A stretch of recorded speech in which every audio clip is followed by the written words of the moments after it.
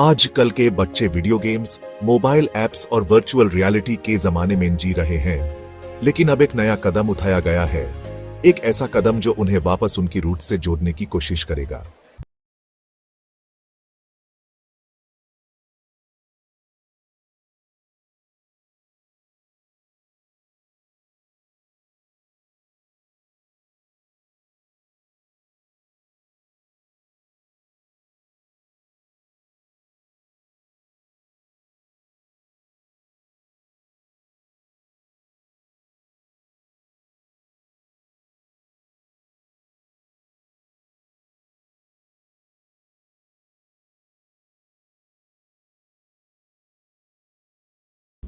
बात करेंगे उन ट्रेडिशनल गेम्स की, एनसीईआरटी के नए विजन की और इस इनिशिएटिव के पीछे की सोच की। चलिए शुरू करते हैं। सबसे पहले समझते हैं कि एनसीईआरटी का यह कदम क्यों इंपॉर्टेंट है। एनईपी 2020 यानी नेशनल एजुकेशन पॉलिसी का मेन फोकस है होलिस्टिक लर्निंग, मतलब सिर्फ किताबी ज्ञान नहीं बल्कि फिजिकल, इमोशनल और कल्चरल डेवलपमेंट भी इक्वली इंपॉर्टेंट है।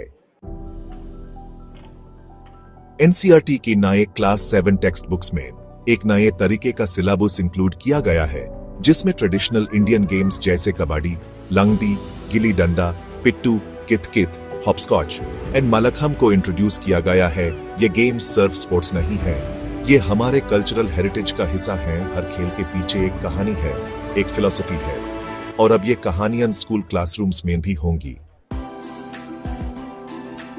चलिए देखते हैं कौन से पॉपुलर ट्रेडिशनल गेम्स को सिलेबस का हिस्सा बनाया गया है। कबड्डी इंडिया का असली कॉन्टैक्ट स्पोर्ट। इसमें फिजिकल स्टैमिना के साथ मेंटल स्ट्रेटजी भी इंपॉर्टेंट होती है। एनसीईआरटी के सिलेबस में इसका सिंप्लीफाइड वर्जन इंक्लूड किया गया है ताकि हर स्टूडेंट पार्टिसिपेट कर सके। खो खो एजिलिटी और टीम वर्क सिखाता है ये गेम। ये स्कूल प्लेग्राउंड्स के लिए परफेक्ट है। Gilli danda bat and ball का देसी version precision, hand eye coordination और कंसंट्रेशन डेवलप करता है ये गेम। लंगडी एक पैर पे खेलने वाला ये गेम बैलेंस और लेग स्ट्रेंथ को इंप्रूव करता है। P2, 7 stones, group coordination or target based play का best example. Team spirit naturally develop होती है। कित-कित, hopscotch, सिंपल, फन और मेनली गर्ल्स के लिए पॉपुलर गेम जो बॉडी कंट्रोल और बैलेंस बिल्ड करता है। दो ये एडवांस्ड लेवल का स्पोर्ट है, इसके बेसिक एलिमेंट्स इंट्रोड्यूस किए जा रहे हैं ताकि स्टूडेंट्स को इंडियन ट्रेडिशनल फिटनेस का आइडिया हो। एनसीईआरटी के गाइडलाइंस के अकॉर्डिंग इन गेम्स को वीकली फिजिकल एजुकेशन क्लासेस में इंटीग्रेट किया जाएगा। एएपी सोच रहे होंगे ठीक है गेम्स ऐड हो रहे हैं, पर पढ़ाई का क्या? तो जवाब यह है कि यह सिर्फ फिजिकल एक्टिविटीज नहीं है, यह लर्निंग टूल्स हैं। इन ट्रेडिशनल गेम्स से स्टूडेंट्स का कॉग्निटिव डेवलपमेंट होता है, क्योंकि इनमें प्लानिंग, मेमोरी और क्विक डिसीजन मेकिंग होती है। इमोशनल इंटेलिजेंस डेवलप होती है, क्योंकि जीत हार के सिचुएशंस बचपन से समझ में आते हैं।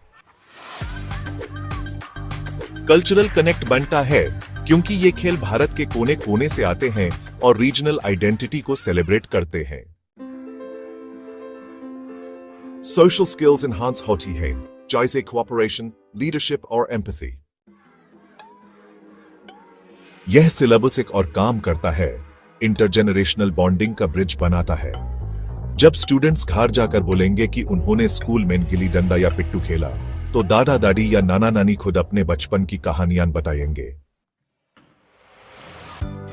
अब सवाल यह उठता है कि यह इंप्लीमेंटेशन ग्राउंड लेवल पर कैसे होगा, स्पेशली अर्बन स्कूल्स में जहां जगह लिमिटेड होती है।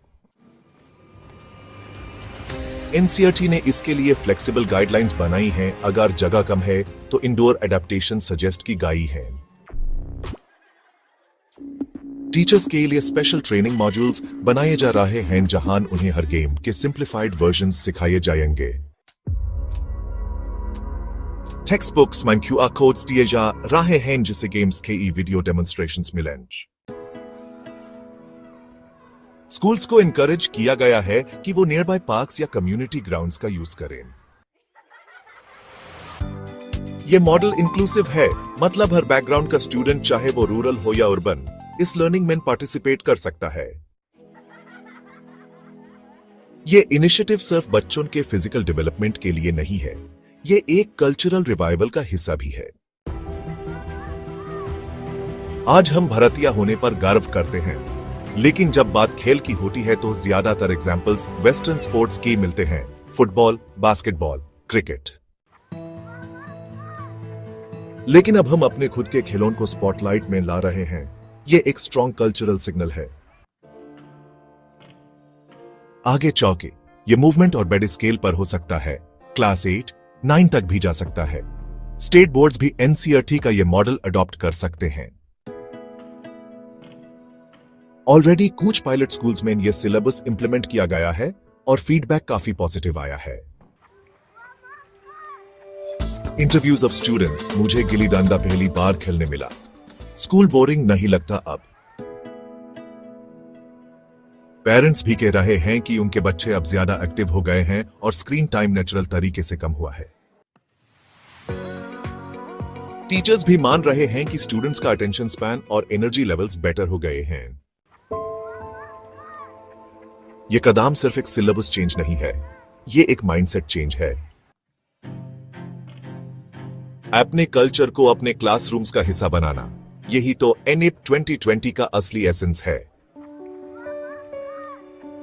अगर हम चाहते हैं कि हमारे बच्चे ग्लोबल बनें, तो उन्हें लोकल से भी डीपली कनेक्टेड होना पड़ेगा। इस नए करिकुलम से एक मैसेज क्लियर है, फ्यूचर के लिए तैयार होने के लिए अपने पास्ट को समझना जरूरी है।